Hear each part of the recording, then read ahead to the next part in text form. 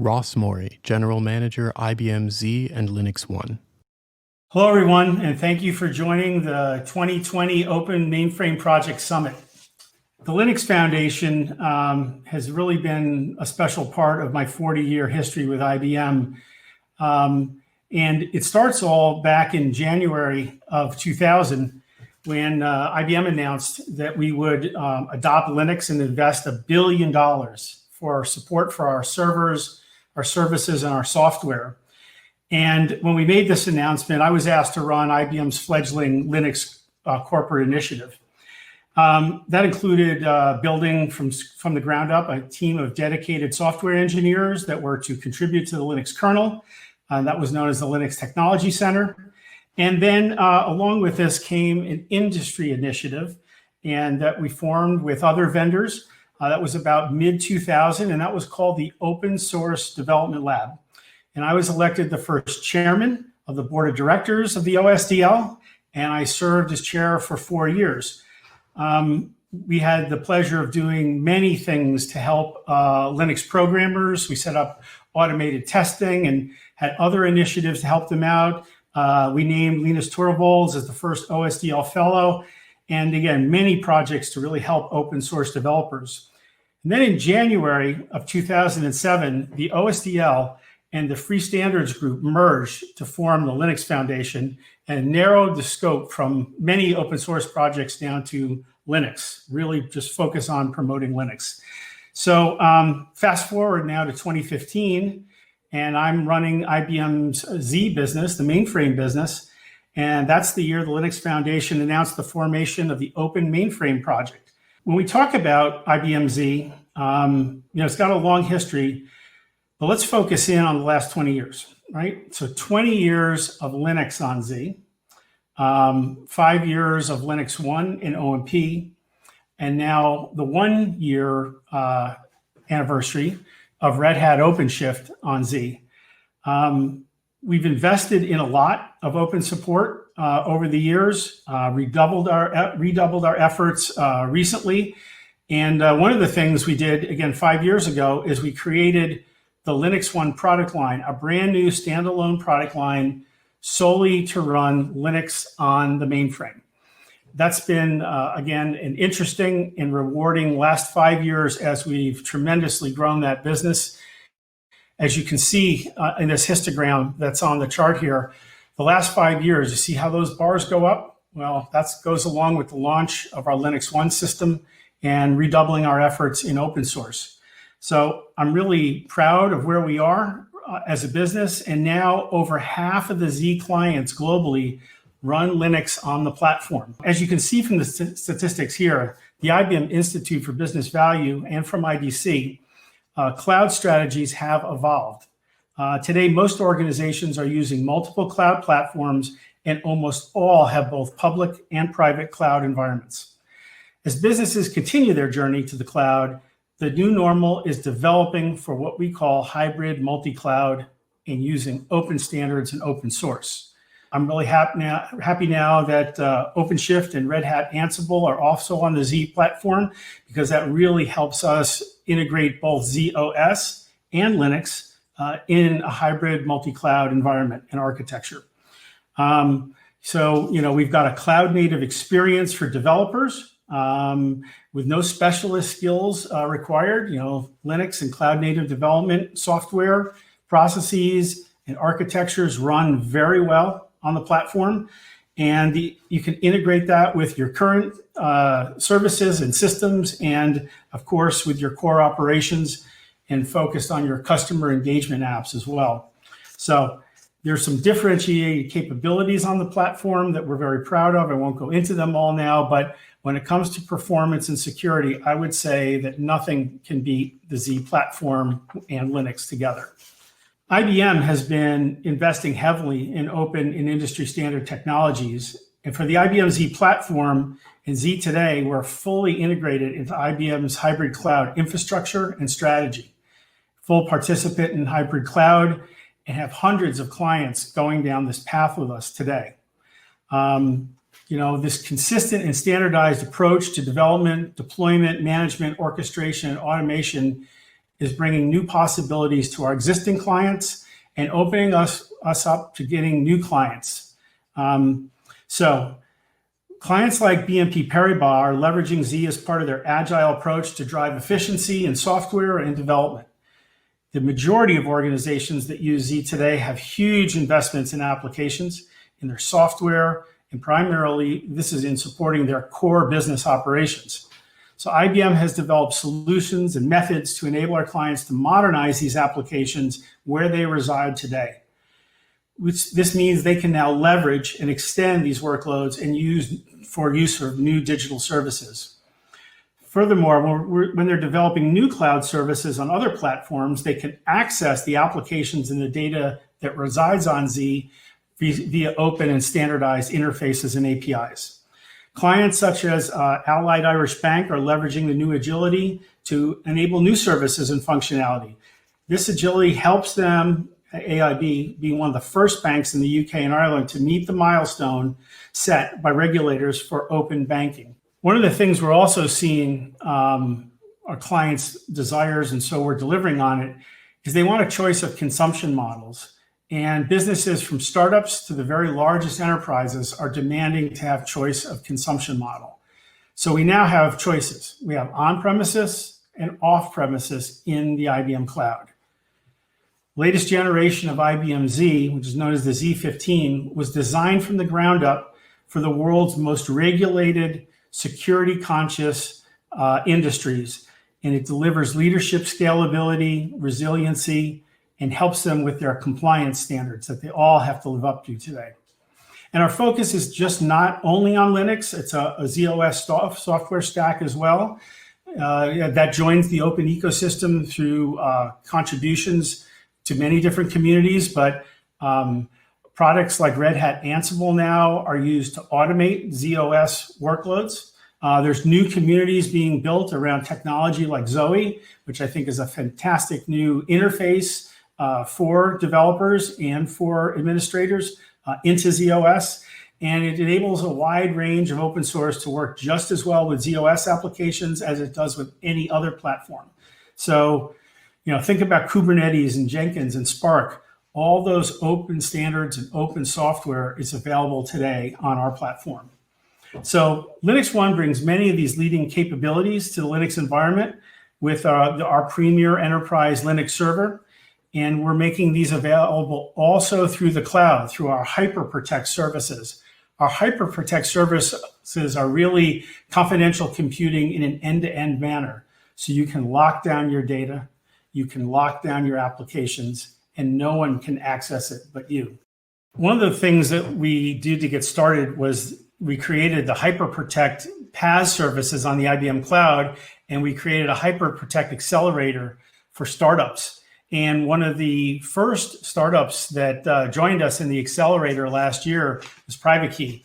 And today I'm joined by Pat Kelly, who's the Chief Revenue Officer for Private Key. And again, one of the first participants in the program. Welcome, Pat. Thanks, Ross. It's great to be here. I'm delighted to join you on your keynote. Thanks. Hey, nice T-shirt. What have you got on there? Oh, I wore mine too. That's the Peace, Love, Linux One T-shirt, and we didn't coordinate, but I guess great minds think alike. So tell me the problem that your team is looking to solve with your technology and the solutions you've created. Sure. Yeah. So Private Key's mission is to really solve the customer experience challenge when it comes to transaction security. When we looked at the transaction customer journeys between services like banks or healthcare, e-commerce, and their users, we saw lots of problems. We saw frustrating workflows, directing users to out-of-band channels, cumbersome, archaic authentication methods. And our insight was that if we were able to combine modern, strong authentication with contextual transaction confirmation, we could take what are often terrible customer journeys today and turn them into really good, exceptional customer experiences tomorrow. Certainly that's the goal. And so Private Key's transaction intent verification solution is really designed to do just that. And given that IBM's technology powers something like 90% of the world's global transactions, we recognize a significant mutual partnership opportunity. So just to tell a little backstory, our journey with IBM began 2 years ago when we integrated private key with Vicom Infinity, one of your significant business partners. They developed a voice assistant named Viva that was designed to talk to the mainframe, and it was built on IBM Watson, and it would allow an authorized user using private key to speak directly to a mainframe and access highly sensitive data. And that was really the launch of our first step into the IBM ecosystem. That's great. Thanks. So, so you're currently leveraging the HyperProtect PaaS services I talked about to secure your clients' data. How's that working out? It's good. It's sort of an interesting story on our own evolution, because we've initially launched private key as an on-premise solution on the basis of where we thought our technology would sort of sit in mission critical stacks, and we were concerned that for enterprise clients that they wouldn't trust a SaaS solution with all of this very highly sensitive user data flowing through it. But our thinking began to change when we discovered IBM Cloud with HyperProtect and realized that we could in fact build a SaaS cloud service that we believe even the most sensitive and regulated enterprises could trust. Because HyperProtect delivers end-to-end computing and encryption of data and code at rest and during processing, and the whole concept of confidential computing, preventing unauthorized operators like ourselves running a service so that we can't get at someone's data, was all very important. And with HyperProtect and sort of the Linux underpinnings, it really means, and cloud native environment means that for our team, deploying private key on this environment was really a very incredibly easy, straightforward exercise. We love the fact that we didn't need to create any of this security ourselves, but simply inherit all the security of the HyperProtect platform. And it's great to hear that you're leveraging all that today. So yes. What's the future hold for private key? Where are you going? Well, we're headed to the cloud. So we are happy to share that we're launching private key cloud as a multi-tenant SaaS solution later this month. For many customers, we think that private key cloud will really be an ideal solution for improving their customers' experiences around transaction confirmation. And for other enterprises, private key cloud will offer at least a really easy way to set up a trial, to get started, to prototype a solution, with the understanding that they could take that solution to production with private key cloud, protected with HyperProtect, or should they want to move on-prem, that there'll be an easy path to do that well. So with all that, please visit privatekey.com, sign up for a free trial of our cloud solution. We'd love to support your requirements, your learning, and certainly would appreciate all the valuable feedback that we hope we get. Thanks, Pat. That's great. And we're so thrilled, again, that you're part of our accelerator. Looking forward to your journey and launching your cloud service and watching you grow. So thank you very much for joining me here today. I really appreciate it. You're welcome. I appreciate the invite. So now let's take a look a little deeper at the technology that Pat referenced, those HyperProtect services on the IBM cloud. So these HyperProtect services are built off of IBM's world-class banking technology. And in fact, our secure enclave technology that's key to this is we've actually been doing R&D on this for 10 years, and we just released our 4th generation of this technology. And this technology is available today on premises or in the IBM cloud, but let's talk about the cloud. Confidential computing is a shift from operational assurance to technical assurance. So let me tell you a little bit more about that. Operational assurance really uses trust in the visibility and controls. And what that means to you is that you trust your cloud provider that they will protect your data and they will not allow unauthorized use of your data. But what if your Twitter and your admins through social engineering give up their passwords and hackers take over the accounts of famous celebrities and put Bitcoin challenges out there? Not that that would ever happen, but it may have happened in the last few weeks. So, unintended things can happen. If you look at the Capital One breach, right? I mean, they were on AWS, and an AWS employee, that used to work there, ex-employee, used to work there, knew about a vulnerability in the AWS firewall, went in and stole Capital One's data. And this is going to be a really interesting case as it comes out in the courts. Can't wait to see it, because once again, AWS was living up to their contractual, what they signed in the contract to Capital One, yet Capital One's data still got compromised. So here's the solution to that. It's called technical assurance. And that is, there's technology that basically enforces that no one can access your data. So if your data is in the IBM cloud in one of our HyperProtect services, and the government subpoenas us and asks us to take your data and decrypt it and give it to them, we physically can't do that. It's technically protected. Only you can access that data. So that's what confidential computing is all about. And in a digital world, cyber resiliency is a must. And I'm pretty sure that Z is the only platform where you can get this technical assurance so that you can keep your data safe and you can proactively avoid, if you would, a cyber attack. So, we've been also investing in machine learning and AI to make sure we understand the patterns of operation within the system so that we can make sure that everything's resilient. We're also really looking at our transaction processing. As you know, we deliver the world's greatest transaction processing engines for the banks and the credit cards and the payment systems of the world.